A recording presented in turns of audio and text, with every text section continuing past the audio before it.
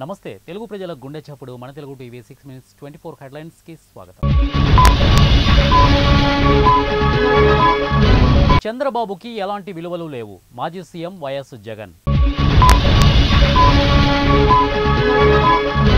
ఏపీలో Wagner group తరహాలో హత్యలు జరుగుతున్నాయి ఎంపీ విజయసాయిరెడ్డి.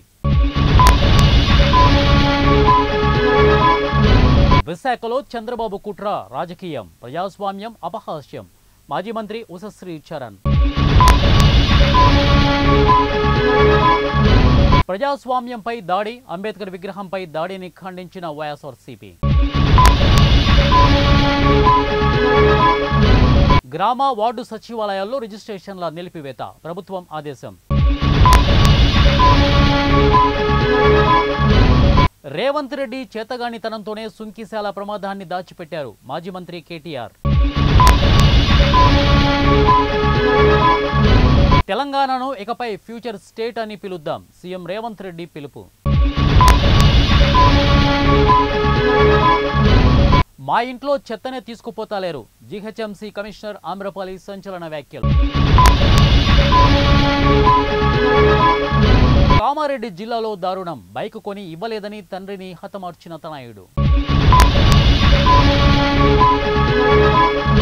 సిసోడియాకు బెయిల్ 17 నెలల తర్వాత భారీ ఊరట. హర్ ఘర్ తిరంగాను గుర్తుండిపోయే ఈవెంట్గా మార్చుకుందాం దేశ ప్రజలకు మోదీ పిలుపు. యూట్యూబ్ చూసి బాంబు తయారు చేసిన పిల్లలు పేలడంతో 5గురికి గాయాలు. స్మగ్లింగ్ చేసే వారే ఇప్పటి హీరోలు AP deputy CM Pawan Kalyan.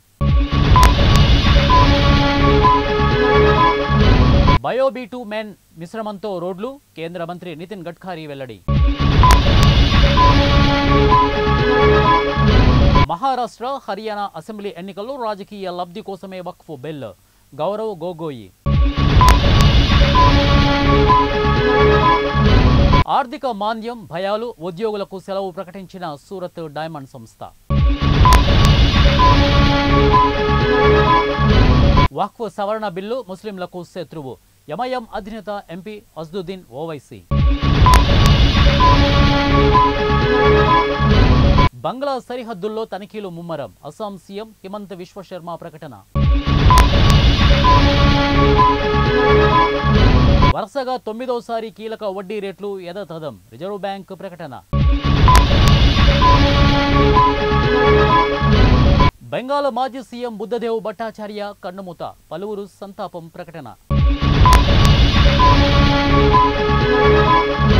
యుద్ధ క్షేత్రంలోకి రోబో సునకాలు సరికొత్త ఆయుధాన్ని ఆవిష్కరించిన ఉక్రెయిన్.